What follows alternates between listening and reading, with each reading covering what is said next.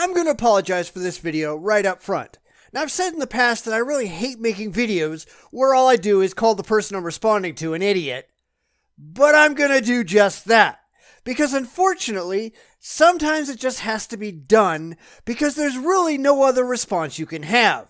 The video maker holds views that are so reprehensible and so far outside of intellectual social norms that the best you can say is you're a frickin' dumbass.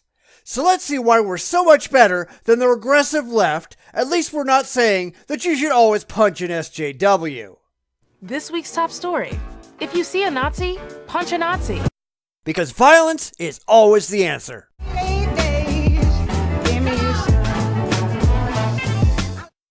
No, it shouldn't be news, but because you have the Special Snowflake Brigade on the far political left screaming that violence is the first, last, and only line of defense against reality, this crap crops up time and time again. The internet has been abuzz the past few weeks about this video of famed white supremacist douchebag Richard Spencer getting punched and then proceeding to cry like a baby-ass wimp boy while being interviewed about his idiotic cartoon frog pen. And I'm sure if somebody just walked up to you for no reason other than they didn't like what you were saying and smacked you in the head, you'd whine about it too. But of course, you'd call that a hate crime or some other bullshit. You'd play the victim, all the while denying Richard Spencer the same right. What a fucking bitch.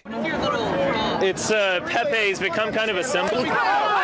While many cheered and many more remixed the video to hits from yesterday and today, It's Pepe's become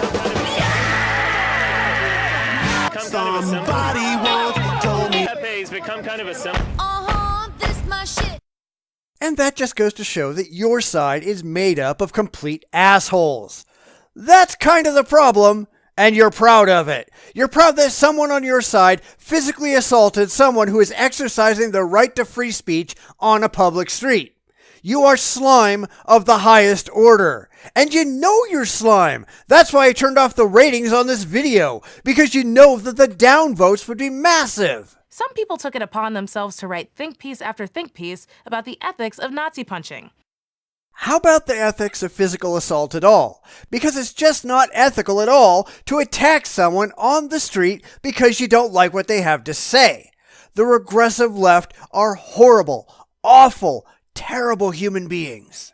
Look, I know that an intellectual's hierarchy of needs peaks at moral superiority, but give it a rest. And a regressive's hierarchy of needs peaks at virtue signaling. Punching a Nazi is the ethical choice, because people only become Nazis when they didn't get that urge punched out of them in childhood. And now, you're advocating for child abuse.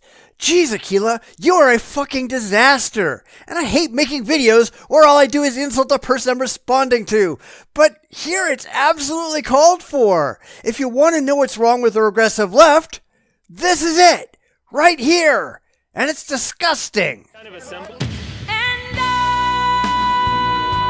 I know it's fun to do the mental gymnastics of deciding whether or not Plato or Socrates or Jaden Smith or whoever else in your Philosophy 101 text would agree with your logical conclusion that punching Nazis is bad because violence is not the answer, but no one cares.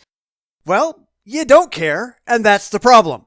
See, the only legitimate way to fight against free speech is with more free speech. It's to win the war of ideas by actually pitting your ideas against theirs to see who can best support their points. But you've got no confidence in your political ideas. That's why you just want to shut the other side up. That's why you want to disinvite speakers, shout down anyone you disagree with, and pull fire alarms. And when all that fails, you want to physically harm them. You are a pox upon civilized society. You are under no obligation to hear a Nazi out.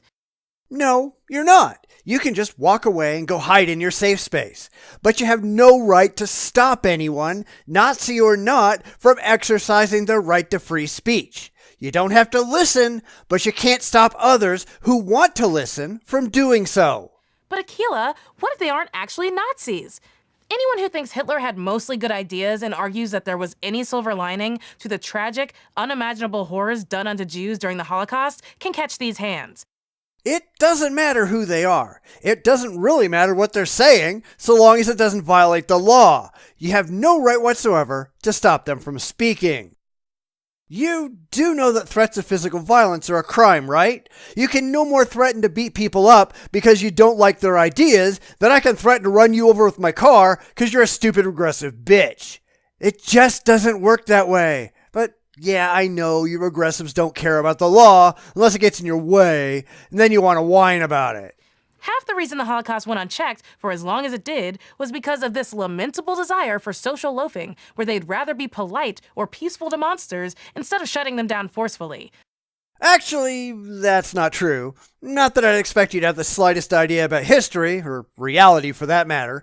The simple fact was, most Germans had no idea the Holocaust was going on. It wasn't a widely advertised fact, and if they did complain, they got taken away and imprisoned, at the very least, and nobody wanted that. At most, about 10% of Germans were actual card-carrying Nazis, and most of them didn't find out about the darker parts of the war until after the war was over. But, reality. Read a clue, you ignorant moron. It's not like every person in Germany in the early 1940s was a Nazi. It's just that the good people decided it wasn't worth the trouble to fight back against the fascist, racist, anti-Semitism as it gained traction in their country. All of which is completely false. The fact was, the German people were downtrodden after the end of World War I. Hitler came to power using the idea that their failure was because of the Jews, who were someone that the German people could feel superior to. And this has gone on in Germany for a very long time. I mean, even Martin Luther used to rail against the Jews.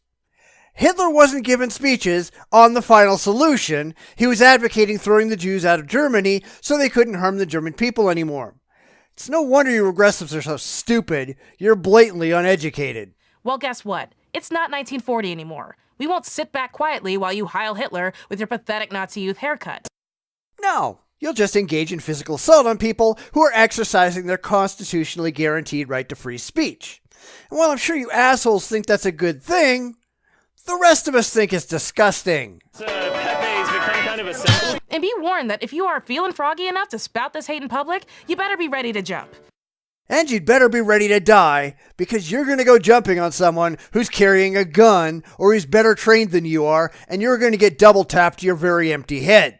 And I'm sure that's going to make you whine, isn't it? I'm Akilah Hughes, and this shouldn't be news. That you're an asshole? Nope, that's not news. Now go fuck off, you disgusting regressive bitch. Fuck you all. I mean, what the hell's wrong with these people? That's a question I ask more and more these days as I see utter stupidity on the regressive left side increase. You can't even debate with these people. They don't want to hear it. And the second you open your mouth, they move almost invariably to harm you, either through physical assault or through doxing or trying to get your accounts banned or fired from your job or have your relationships ruined simply because disagreeing with them is heretical, and we all know what they do to heretics. So what can we do about this? We have to acknowledge that this kind of attitude is unacceptable in a modern Western democracy, where free speech is enshrined in both the culture and the law. But these are people who are largely uncivilized, or at the very least, reject the concept of civilization when it comes into conflict with their fanatical ideological beliefs. And that makes me wonder something. Just how long might it be before we start seeing radical SJWs engaging in terrorist attacks, just like radical Muslims do? I mean, it seems to be heading in that direction. They're already celebrating physical violence and a desire to quash speech that differs from theirs. When will we see them declaring fatwas against anyone who doesn't follow their very narrow ideas of what speech is allowed and what views are permitted? Can you really say that's a surprising idea? I really can't anymore. And that's not just sad. That's disgusting.